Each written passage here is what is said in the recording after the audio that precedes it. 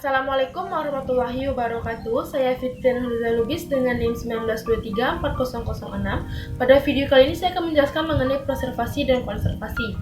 Video ini untuk memenuhi UTS mata kuliah preservasi dan konservasi yang dosen pengampunya itu Ibu Desriani Esos Emikom.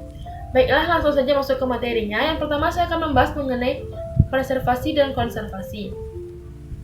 Preservasi adalah pelestarian, suatu kegiatan yang terencana dan terkelola untuk memastikan agar bahan pustaka dapat terus dipakai selama mungkin.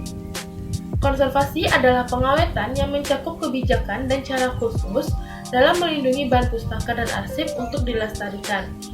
Pelestarian bahan pustaka tidak hanya menyangkut pelestarian dalam bidang fisik saja, tetapi juga pelestarian dalam bidang informasi yang terkandung di dalamnya. Ada 4 komponen dari preservasi. Yang pertama, preventive conservation.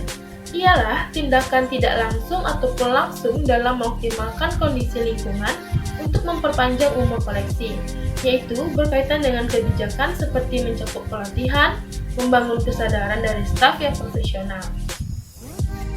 Yang kedua, passive conservation, merupakan kegiatan yang berhubungan langsung atau tidak untuk memperpanjang umur koleksi, seperti kebersihan udara, penggunaan AC, dengan melakukan survei terhadap kondisi fisik dari koleksi.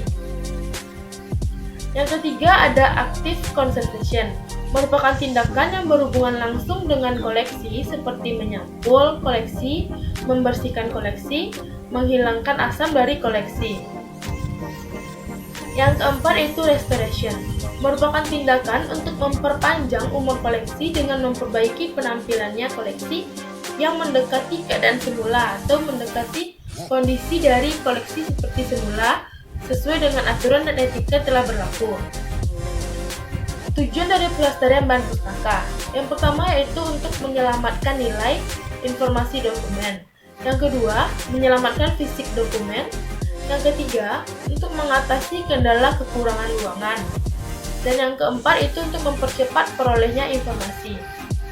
Unsur-unsur pelestarian bahan pustaka ada 4. Yang pertama, manajemen, bertugas memperhatikan siapa saja yang bertanggung jawab dalam kegiatan pelestarian. Bahan pustaka yang akan diperbaiki dicatat kerusakannya apa saja dan bahan kimia yang digunakan apa saja dan lain-lain. Yang kedua, tenaga yang merawat bahan pustaka harus memiliki keahlian di bidang pelestarian bahan pustaka. Yang ketiga, laboratorium. Sebaiknya setiap perpustakaan memiliki ruangan laboratorium yang dapat menyediakan alat-alat penjelitan, lem, alat laminasi, alat fumigasi, dan lain-lain. Yang keempat, dana.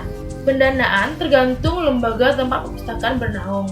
Dana untuk kegiatan harus dimonitor dengan baik agar pelestarian bahan pustaka tidak terjadi gangguan. Fungsi dari pelestarian bahan pustaka terbagi atas 8 fungsi. Yang pertama, fungsi melindungi. Bahan pustaka perlu dilindungi dari serangga, manusia, jamur, panas matahari, air, dan lain-lain. Yang kedua, fungsi pengawet. Bahan pustaka yang dijaga dengan baik akan awet dan bisa dipakai lebih lama. Yang ketiga, fungsi kesehatan. Bahan pustaka yang dirawat dengan baik dari serangga, debu, jamur, dan lain-lain akan membuat pustakawan dan pemustaka nyaman untuk membaca dan memakainya, sehingga bisa terhindar dari penyakit. Yang keempat, fungsi pendidikan. Pustakawan dan pemustaka harus belajar bagaimana cara memakai dan merawat bahan pustaka dengan baik. Yang kelima, fungsi kesabaran. Merawat bahan pustaka sama dengan merawat bayi dan orang tua.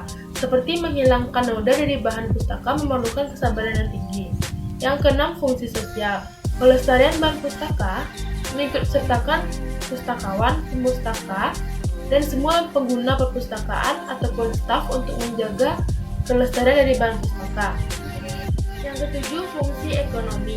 Pelestarian bahan pustaka yang dilakukan dengan baik maka akan membuat bahan pustaka menjadi lebih awet sehingga dapat menghemat keuangan. Yang kedelapan, fungsi keindahan. Pelestarian yang baik, penataan bahan pustaka yang rapi maka akan membuat perpustakaan menjadi lebih indah sehingga pemustaka menjadi betah dan nyaman di perpustakaan. Baiklah, sekian video saya kali ini. Terima kasih telah menonton. Semoga bermanfaat. Assalamualaikum warahmatullahi wabarakatuh.